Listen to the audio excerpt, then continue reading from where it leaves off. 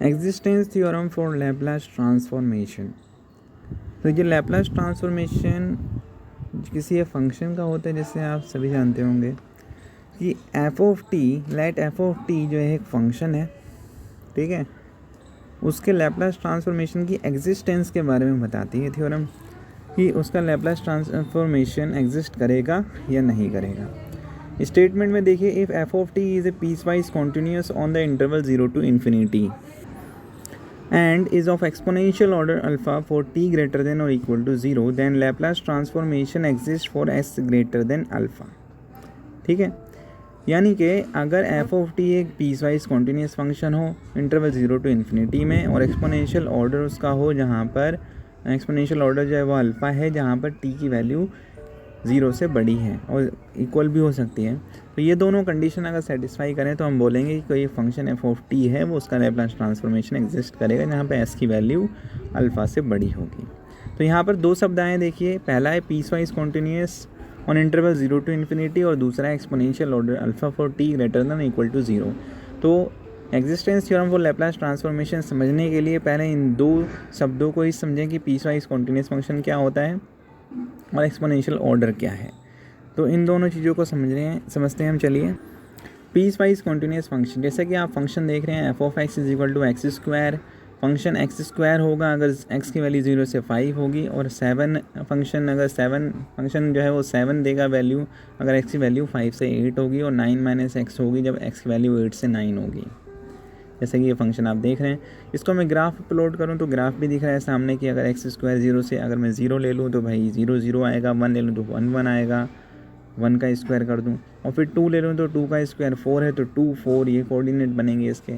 इसी तरीके से 3 ले लूँ ऐसे ही 4, एंड 4.9 भी अगर ऐसे लेता चला जाऊँ तो उसका एक्स स्क्वायर ही करूँगा। लेकिन 5 पर क्या लूँ, इस फंक्शन में डिफाइन ही नहीं है 5 है कहाँ पर, क्योंकि 5 से छोटी वैल्यू के लिए एक्स स्क्वायर है, 5 की से बड़ी की वैल्यू के लिए 7 है। तो 5 से बड़ी अगर मैं 5 ले लूँ तब भी 7, 6 ले लूँ तब भी 7, 7 ले लूँ तब भी 7 है ही, 8 से छोटी वैल्यू यानी 7.9 भी ले लूँ तब भी 7, जैसे ही 8 लूँगा तो फिर क्या, नहीं, कुछ भी नहीं है 8 के लिए। इस तरीके से 8 से 9 के बीच में अगर मैं ले लूँ तो 9 माइनस एक्स है, जैसे कि आप फंक्शन दे रहे हैं 9 माइनस एक्स है। तो अगर मैं 8 से वैल्यू ऊपर ले लूँ 8.1 तो उसकी वैल्यू 9 माइनस एक्स माइनस कर दूँ, 9 माइनस एक्स में 9 माइनस 8.1 तो आ जाएगा 0.9।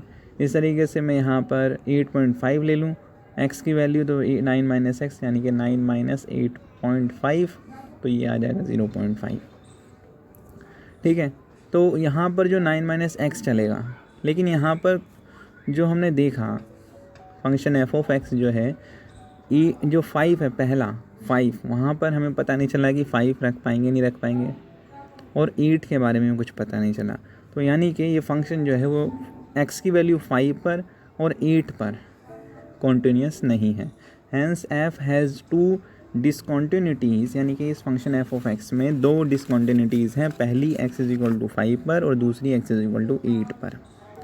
एंड नॉट कॉन्टीन्यूस, इसका मतलब ये 0 से 9 तक, 0 से 9 तक ये फंक्शन कॉन्टीन्यूस नहीं है। इस इंटरवल में वो फंक्शन पूरा, अगर मैं पूरा फंक्शन को देखूं 0 से 9 तक, वो फंक्शन कॉन्टीन्यूस नहीं है। क्यों? एक तो 5 की वजह से और एक दूसरा 8 की वजह से। x की वैल्यू 5 पर और x की वैल्यू 8 पर फंक्शन डिसकॉन्टीन्यूस निकला, इसलिए मैं कहूँगा 0 से 9 के बीच में फंक्शन कॉन्टीन्यूस नहीं है।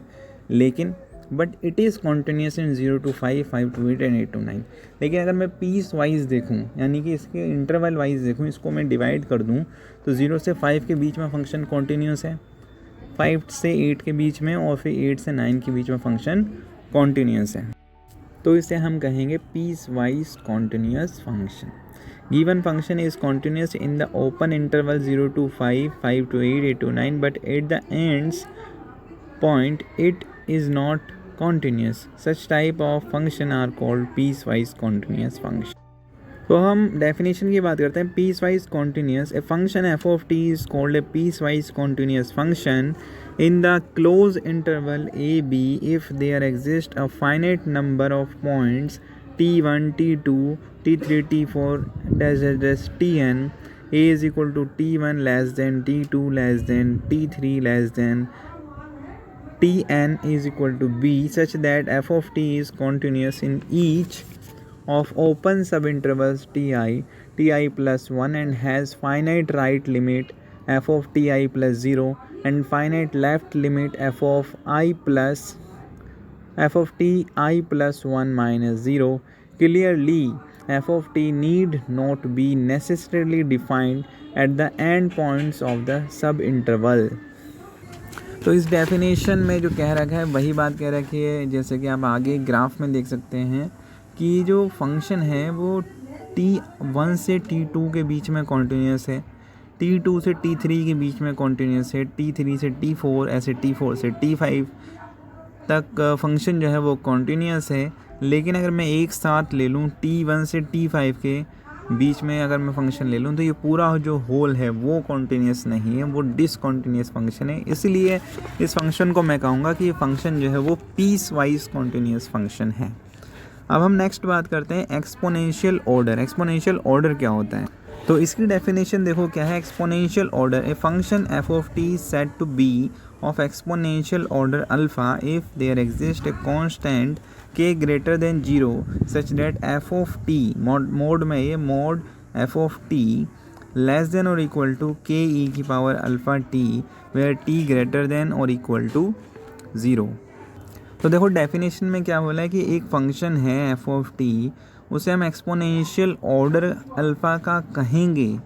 कब कहेंगे? इफ़ अगर देयर एग्जिस्ट अ कांस्टेंट के, कि वहाँ पर एक कांस्टेंट के जो है वो, जो कि के कैसा है नंबर, कोई भी कांस्टेंट नंबर है और उसकी पहचान ये है कि वो 0 से बड़ा होगा, यानी कि वो पॉजिटिव नंबर होगा।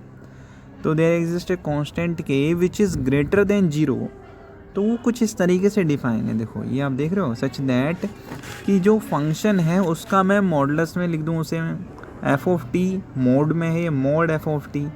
अब ये जो मोड एफ ऑफ टी है फंक्शन, ये लेस देन और इक्वल टू होगा उस कांस्टेंट के को मैं मल्टीप्लाई कराऊँ ई की पावर अल्फ़ा टी के साथ। तो के ई की पावर अल्फ़ा टी इससे हमेशा छोटा रहेगा मोड एफ ऑफ टी, जहाँ पर k की वैल्यू 0 से बड़ी है। और जो t है e की पावर अल्फ़ा t, तो ये लास्ट वाला जो t दिखाई दे रहा है, ये t जो है ये भी 0 से ग्रेटर देन होगा और इक्वल टू होगा, ठीक है। और जो अल्फ़ा है, अल्फ़ा जो है वो ऑर्डर है उस फंक्शन f ऑफ t का, ठीक। अब ज्योमेट्रिकली देखें, we can say that the graph of the function f of t is not grow faster than the graph of k e की पावर अल्फ़ा टी। तो ये simple सी बात है कि जो फंक्शन है एफ ऑफ टी, वो अगर उसे मोड में रख दिया जाए और उसकी वैल्यू निकाली जाए टी पर, यानी कि टी कोई भी एक वेरिएबल है, उस वेरिएबल का फंक्शन है एफ ऑफ टी, उस एफ ऑफ टी को मोड में रखकर उसकी वैल्यू निकाली जा रही है, उसकी वैल्यू हमेशा छोटी होगी किससे? के इंटू ई की पावर अल्फ़ा टी से। तो यही एक्सपोनेंशियल ऑर्डर। अब हम ज्योमेट्रिकली बात कर रहे हैं, तो ज्योमेट्रिकली हिसाब से ये बोल रहा है, इसका मतलब ये होता है कि जो एफ ऑफ टी है वो कभी भी के इंटू ई की पावर अल्फ़ा टी से फास्टर नहीं होगा, या उससे बड़ी वैल्यू नहीं दे सकता। एफ ऑफ टी हमेशा छोटी वैल्यू ही देगा के इंटू ई की पावर अल्फ़ा टी से। अब भाई यहाँ पर एक्सपोनेंशियल ऑर्डर क्या हुआ? एक्सपोनेंशियल ऑर्डर जो है वो है alpha. Alpha is the exponential order of function f of t. तो इससे तो ये पता चला कि एक्सपोनेंशियल ऑर्डर का क्या मीनिंग है। अब हमने दोनों चीज़ें समझ ली हैं कि पहली चीज़ तो पीस वाइज कॉन्टीन्यूस फंक्शन क्या होता है, और दूसरी चीज़ है एक्सपोनेंशियल ऑर्डर, इस चीज़ को भी समझ लिया है हमने। अब हम आ जाते हैं दोबारा से existence theorem for Laplace transformation पर, कि existence of Laplace transformation of a function f of T, कि एफ ऑफ टी जो है उस फंक्शन का लैप्लास ट्रांसफॉर्मेशन एग्जिस्ट कैसे, मतलब उसका करेगा या नहीं करेगा, ठीक है। तो ये कैसे मदद करते हैं दोनों जो पॉइंट्स, दोनों जो वर्ड्स हैं, पीस वाइज कॉन्टीन्यूस फंक्शन और एक्सपोनेंशियल ऑर्डर, तो इसको हम थ्योरम में जानेंगे। तो प्रूफ शुरू करते हैं हम कि by the definition of Laplace transformation. तो लैप्लास ट्रांसफॉर्मेशन की डेफिनेशन क्या होती है कि मान लो एक फंक्शन एफ ऑफ टी, उसका लैप्लास ट्रांसफॉर्मेशन अगर हम निकालेंगे तो उसे हम ऐसे लिख सकते हैं 0 से infinity integration from 0 to infinity e की power minus s t dot जिस भी फंक्शन का लैप्लास ट्रांसफॉर्मेशन निकाल रहे हैं। तो यहाँ पर फंक्शन एफ ऑफ टी है तो हम लिखेंगे एफ ऑफ टी। तो 0 to infinity integration from 0 to infinity की power minus s t dot f of t, और जो इंटीग्रेशन होता है डी टी के रिस्पेक्ट में हो रहा है। ठीक है, तो इसको हम दो पार्ट्स में डिवाइड कर सकते हैं। देखो जैसे यहाँ पर 0 टू इन्फिनिटी है तो हम लिख सकते हैं 0 से t और प्लस t से इन्फिनिटी। तो यही क्या है, हमने 0 से t और e की power minus s t f of t d T लिखा रहने दिया, प्लस t टू इन्फिनिटी की power minus s t f of t d T लिखा रहने दिया। इसको वैसे ही फंक्शन तो अंदर वैसे ही रहेगा, लेकिन हमने लिमिट को डिवाइड कर दिया है। तो पहली चीज़ तो पता चलती है यहाँ से कि since f of T is a piece wise continuous, जो 0 से इन्फिनिटी था उसको हमने कैसे डिवाइड कर दिया, तो वो हमने डिवाइड कराया with the help of peace wise continuous function. क्योंकि हमारा ये मानना था कि एफ ऑफ टी जो है वो पीस वाइज कॉन्टिन्यूस फंक्शन है, तो हम उसकी जो उसकी लिमिट है वो डिवाइड कर सकते हैं, हम उसे तोड़ सकते हैं दो भागों में। तो हमने तोड़ दिया वैसे उसकी मदद से कि जो एफ ऑफ टी है पीस वाइज कॉन्टिन्यूस फंक्शन है, इसलिए 0 से इन्फिनिटी को हम लिख सकते हैं 0 से टी और फिर टी से इन्फिनिटी। तो दो भागों में डिवाइड कर दिया interval. Since f of T is piece wise continuous and interval is finite, जो इंटरवल है वो फाइनाइट है 0 से टी, इंटरवल फाइनाइट है, सो 0 से टी जो है वो ई की power minus s t dot f of t d T always exist. ये हमेशा एफ ऑफ ये जो इंटरवल है 0 से t integration of 0 to t e की power minus s t f of t d t ये एग्जिस्ट हमेशा करेगी। ये हमें पीस वाइज कॉन्टिन्यूस फंक्शन से पता चलता है, क्योंकि इंटरवल जो है वो फाइनाइट है, ये पीस वाइज कॉन्टिन्यूस से हमें पता चलता है। इस चीज़ को हम इक्वेशन सेकंड से हम लिख सकते हैं, इक्वेशन सेकंड, और इक्वेशन फर्स्ट से हम ये लिखा है हमने कि इक्वेशन फर्स्ट से हमने इसे तोड़ा है दो भागों में। ठीक है, अब जो 0 से टी के वाली बात है वो तो कंप्लीट हो जाती है कि उसका लैप्लास ट्रांसफॉर्मेशन एग्जिस्ट करेगा। अब हम बात करते हैं अगली टी से इन्फिनिटी वाली बात। टी से इन्फिनिटी जो है mod integration from t to infinity की power minus t f of t d t, ये हमेशा छोटा होगा अगर मैं टी टू इन्फिनिटी अंदर जो मोड ले लूँ ई की power minus t S t f of t d T में। ठीक है, और फिर उसके बाद टी से इन्फिनिटी की जगह पर अब ये जो वैल्यू दिखाई दे रही है टी टू इन्फिनिटी की power minus s t f of t d t, ये जो है वो फिर छोटी वैल्यू होगी किससे, अगर मैं टी से इन्फिनिटी की जगह पर 0 से इन्फिनिटी कर दूँ तो 0 से infinity integration from 0 to infinity mod e की power minus s t f of t d t. तो फाइनली मैं लिख सकता हूँ कि जो पहली वाली जो नेक्स्ट लिखा हुआ है यहाँ पर देखिए, उसके जो नीचे लिखा हुआ है mod integration from t to infinity की power minus t f of t d t, जो फाइनली इससे छोटा हो जाएगा, किससे, जो फाइनल रिजल्ट आया था इस तरफ, लेस देन और equal to 0 to infinity mod e की power minus s t f of t d t.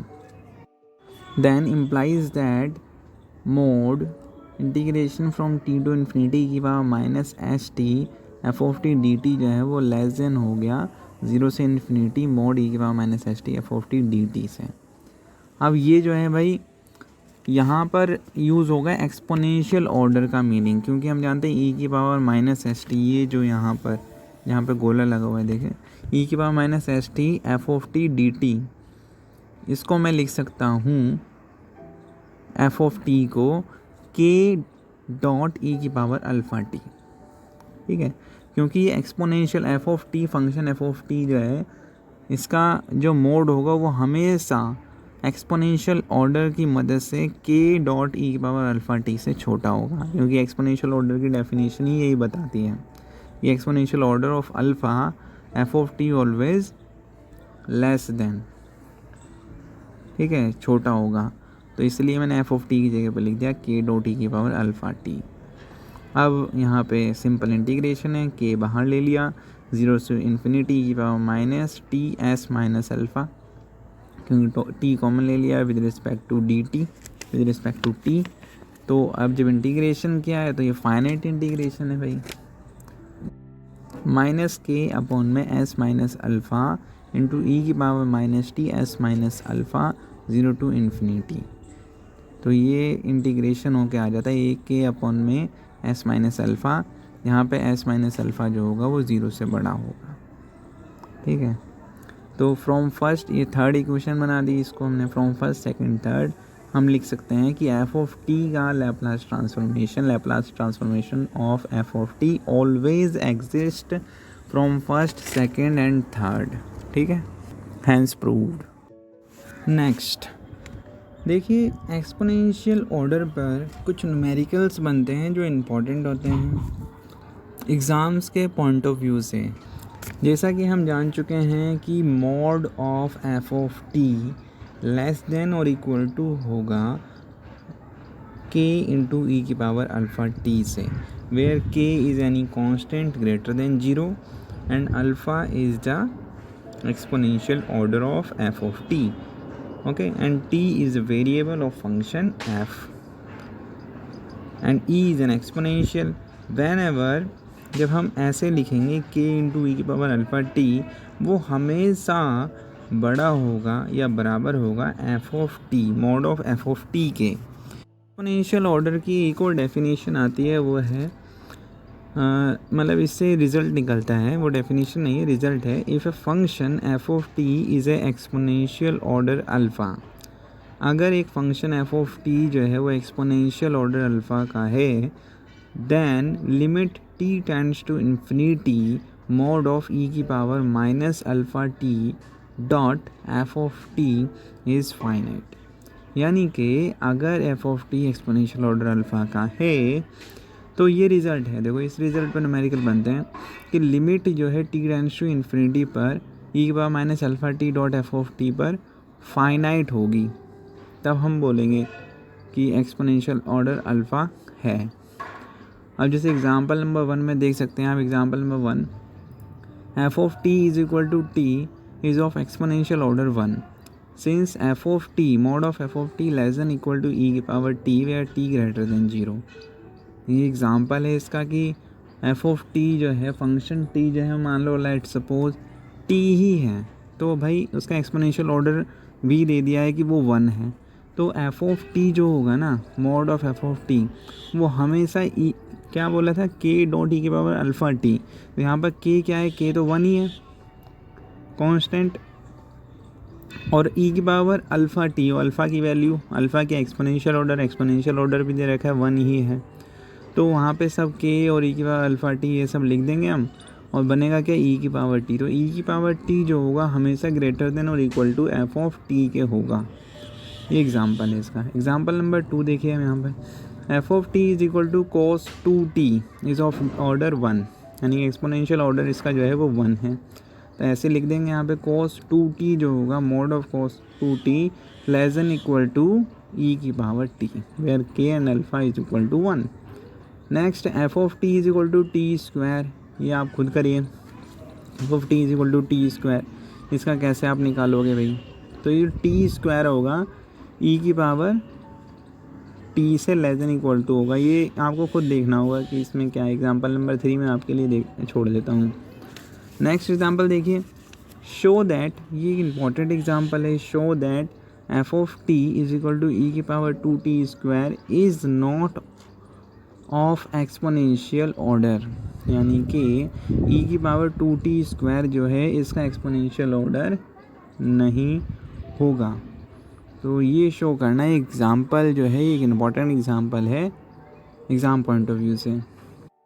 तो यहाँ पर देखिए, if a function f of T is of exponential order alpha then limit t tends to infinity की power minus alpha t dot f of T is finite.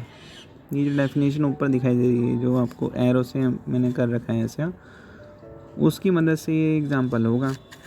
तो जो दे रखा है ई की पावर 2t स्क्वायर, ये फंक्शन है, इसको मैं एफ ऑफ टी बोल सकता हूँ। तो मैं ये डेफिनेशन चाहता हूँ, ये वाली, limit t tends to infinity e की power minus alpha t dot f of t, ठीक है, limit t tends to infinity e की power minus alpha t dot f of t. अब ये एफ ऑफ टी की जगह पे मैं क्या लिखूँगा, जो मुझे इस एग्जांपल में शो करना है, वो क्या है, फंक्शन एफ ऑफ टी, वो है ई की पावर 2t स्क्वायर। तो बस एफ ऑफ टी की जगह मैंने लिख दिया, रिप्लेस कर दिया, limit t tends to infinity e की power minus alpha t dot f of t की जगह पे ई की पावर 2t²। अब मैं इसे सॉल्व करूँगा भाई। Limit t tends to infinity e की power 2t² minus alpha T. ठीक है। अब भाई जो पावर जब बेस सेम होता है तो पावर्स ऐड होती हैं, तो मैंने यहीं पर यही करा है कि बेस जो है वो सेम है, एक्सपोनेंशियल है, वो ई है, तो वहाँ पर ई की power 2t² minus alpha T बन जाएगा। अब मैं यहाँ पर जो लिमिट है वो पुट कर दूंगा टी की जगह पे इन्फिनिटी, तो इन्फिनिटी माइनस इन्फिनिटी जो है वो तो इंडिटरमिनेंट फॉर्म बन रही है, तो मैं इस वे से तो ऐसे जाऊंगा नहीं कि लिमिट जो है वो पुट कर दूंगा। अभी नहीं पुट करना है, इसका मतलब लिमिट पुट करना है थोड़ा सा सॉल्व करके। और वो कैसे सॉल्व करेंगे हम? परफेक्ट स्क्वायर बनाकर। ये जो पावर्स में 2t² माइनस अल्फ़ा टी दिखाई दे रहा है, वहाँ पर हम परफेक्ट स्क्वायर बनाने की कोशिश करेंगे। अब भाई कैसे करेंगे? देखो limit t tends to infinity 2t² minus alpha t था, तो मैंने यहाँ पे 2 कॉमन ले लिया, तो t² minus alpha T bye 2 हो जाएगा। क्यों भाई? t² के पास 2 था कोफिशिएंट, तो मैंने 2 उसके साथ उससे कॉमन ले लिया मैंने। लेकिन अल्फ़ा टी के पास तो कुछ भी नहीं था, कोई भी कोफिशिएंट में 1 था सिर्फ, तो यहाँ से 2 कॉमन लेने के लिए मुझे नीचे डिवाइड भी करना पड़ेगा 2, इसीलिए मैंने यहाँ पर अल्फ़ा टी बाय 2 लिख दिया। तो limit t tends to infinity e की पावर 2 और ये t² माइनस अल्फ़ा टी तो वही एज इट इज़ है, और यहाँ प्लस अल्फ़ा² बाय 16 माइनस अल्फ़ा² बाय 16 ये कर दिया। इससे क्या हुआ? t माइनस अल्फ़ा बाय 4 का होल स्क्वायर, ये परफेक्ट स्क्वायर बन जाता है, और माइनस अल्फ़ा² बाय 16 ये अलग रह जाएगा। अब मैं यहाँ पर पुट कर सकता हूँ t की वैल्यू इन्फिनिटी। अब जब मैं t की वैल्यू इन्फिनिटी पुट करूँगा तो इन्फिनिटी माइनस इन्फिनिटी वाली इंडिटर्मिनेंट फॉर्म नहीं बनेगी, ई की पावर इन्फिनिटी बनेगी, जो इन्फिनिटी हो जाती है। तो मैं लिख सकता हूँ कि जो इसका जो एक्सपोनेंशियल ऑर्डर है वो मुझे मिला ही नहीं, इन्फिनिटी आया है। तो hence limit t tends to infinity की power minus alpha t dot f of T जो है ये इन्फिनिटी है। तो इसका मतलब ये हुआ, so f of t is equal to e की power 2t² is not of any exponential order. कि इसका कोई एक्सपोनेंशियल ऑर्डर है ही नहीं, इसीलिए हम कहेंगे ये फंक्शन एफ ऑफ टी जो है वो exponential order is not of exponential order, ये इस फंक्शन का एक्सपोनेंशियल ऑर्डर नहीं है। तो जैसे कि एग्जांपल जो था वो एफ ऑफ टी ई की पावर 2t² था, तो मैं इसे जनरलाइज कर सकता हूँ कि मैं ई की पावर 2t² तो 2t² ई की power 3t², f of t is equal to e की पावर 4t², ऐसे जो 2 3 4t² से कर रहा हूँ वहाँ पे मैं कर सकता हूँ ई की power ct²। C is an any number, तो f of t is equal to e की पावर ct²। अगर ऐसा ई की पावर ct² हुआ तो उसका एक्सपोनेंशियल ऑर्डर नहीं होगा। तो ये लिखा है f of t implies that f of t is equal to e की power ct² where c is greater than 0 does not have any exponential order, उसका कोई भी एक्सपोनेंशियल ऑर्डर नहीं होगा। अब हम न्यूमेरिकल करते हैं एक लैप्लास ट्रांसफॉर्मेशन फाइंड करने के लिए। Find Laplace transformation of f of t. Question ये है, find Laplace transformation of f of T जो कि इक्वल है sine t when t lies between 0 to pi and 0 when t greater than pi. जैसे हम जनरली जानते हैं किसी भी लैप्लास ट्रांसफॉर्मेशन किसी फंक्शन का निकालते हैं तो क्या लिखते हैं, L of f of t, यानी कि Laplace transformation of f of t is equal to integration from 0 to infinity की power minus s t dot f of t d t. ठीक है। तो यहाँ पे जो लिमिट है वो 2 टुकड़ों में दे रखी है, पहले तो 0 से पाई और फिर उसके बाद पाई से इन्फिनिटी। तो हम वैसे ही लिखेंगे फंक्शन को भी कि 0 से पाई ई की power minus s t dot sine t d t plus integration from pi to infinity e की power minus s t dot क्या एफ ऑफ टी जो कि क्या है 0, क्योंकि 0 से पाई के बीच में तो जब t था तो साइन टी फंक्शन है, लेकिन t से जब पाई से बड़ा है यानी कि t से इन्फिनिटी में, तो जो फंक्शन है वो 0 है। एग्जाम में हमें क्वेश्चन में ही दे रखा है कि पाई से इन्फिनिटी वाली लिमिट में जो फंक्शन होगा वो 0 होगा, इसलिए यहाँ पे 0 लिख दिया। अब जैसे ही यहाँ पे 0 प्रोडक्ट में आएगा तो पूरा फंक्शन ही ज़ीरो बन जाएगा। तो इस तरफ प्लस के इस तरफ जो राइट साइड वो ज़ीरो हो जाएगा, और जो ये रह गया बस ये रह जाएगा 0 to pi integration from 0 to pi e की power minus s t dot sine t d t और प्लस 0। तो ये रह जाएगा सिर्फ। अब यहाँ पर हम इंटीग्रेशन कर देंगे। तो एक फार्मूला हम जानते हैं, वो फार्मूला है कि इंटीग्रेशन ऑफ ई की power a x dot sine b x with respect to d x. यानी कि अगर ये ऐसी फॉर्म में हुई कि power a x sine b x, e की power a x dot sine b x, तब हम ऐसे लिखते हैं माइनस ई की power a x is equal to minus e की पावर ए एक्स अपन में a square plus b square into में ए sign b x plus b cos b x. ये फार्मूला होता है, और इसी फार्मूले को लगाना है हमें इसके अंदर। इंटीग्रेशन फ्रॉम 0 to पाई की power minus s t dot sine t d t. तो यहाँ पर ए एक्स की जगह माइनस एस आ जाएगा और बी की जगह 1 आ जाएगा। तो ये बन जाएगा ई की power minus s t upon में s square plus 1 square bracket में minus s sine t minus cos t. ये फार्मूला लगाए जो साइड में आप राइट साइड देख रहे हैं, ये वाला फार्मूला इम्प्लीमेंट कर दिया। अब हम ये जो लिमिट लिखी हुई है इसे अप्लाई करेंगे तो बचेगा ई की power minus s pi upon में एस स्क्वायर प्लस 1 अपॉन में s square plus 1 is equal to e की power minus s pi plus 1 upon में एस स्क्वायर प्लस 1। तो ये लैप्लास ट्रांसफॉर्मेशन हो गया हमारा। Thanks for watching. अगर आपको ये वीडियो पसंद आई हो तो आप इसे लाइक करें, इस चैनल को सब्सक्राइब करें और अपने दोस्तों के बीच में शेयर करें, जिससे और भी लोग इस वीडियो से फ़ायदा ले सकें। Thank you.